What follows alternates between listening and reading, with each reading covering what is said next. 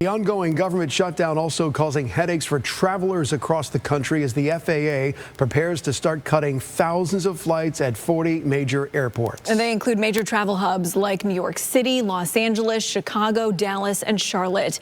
Also, most major airports here in Florida, including Miami, Orlando, and right here in Tampa. Our Jada Williams has been at Tampa International all day, listening to passengers there concerned about their future travel plans, and she just got an update on just how many flights could be delayed or canceled. Jada?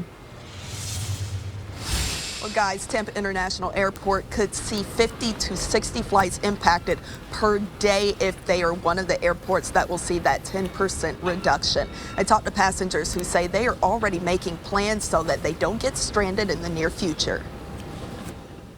When Curlin Beck's plane touched down at TPA Thursday, it was a sigh of relief after a 3 a.m. wake-up call for a 9 a.m. flight, and this is how he described the lines. They were crazy. They were crazy. But people were nice. Nobody was pushing and shoving, so it just moved smoothly through the airport. Thursday could be the last day travelers can go up, and away without the threat of cancellation or delays for a while.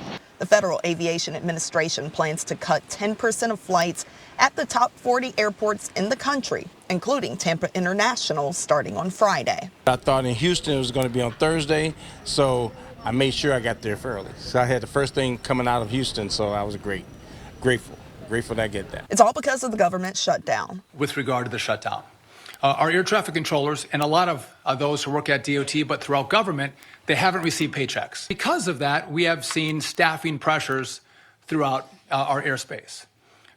Those who travel will see that we've had more delays. We've had more cancellations. We do not want to see disruptions. Tampa International confirmed to us that could mean 60 of the nearly 600 daily flights impacted per day.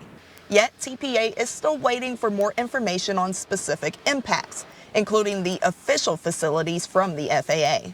When we see pressures building in these 40 markets, we just can't ignore it, and we're not going to wait for a safety problem to truly manifest itself when the early indicators are telling us we can take action today to prevent. Blake Doyle told me while Thursday was smooth sailing, he is worried about his next flight. We're moving midweek next week, a couple of flights, so I'm hoping the weekend disruption is enough to encourage people to get back to the table and address this concern.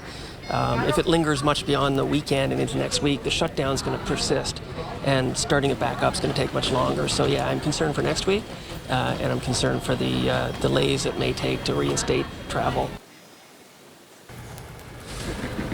And as I mentioned earlier, as for when we will see this FAA mandate go into place, that isn't set to happen until tomorrow. But I would like to get you a look at the delays and cancellations right now. As of right now, there are no cancellations at TPA, but there are 95 delays. That's about 18% of the daily flights for the airport today. Now, we also heard from some of our major airlines. Airlines such as Delta and American say that they don't expect the vast majority of passengers to be impacted. But if they are impacted, refunds will be available. Meanwhile, Frontier's CEO said that if you plan on flying with Frontier today or tomorrow until the next 10 days or so, his advice is to book a secondary ticket with another carrier. Reporting at Tampa International Airport, Jada Williams, Tampa Bay 28.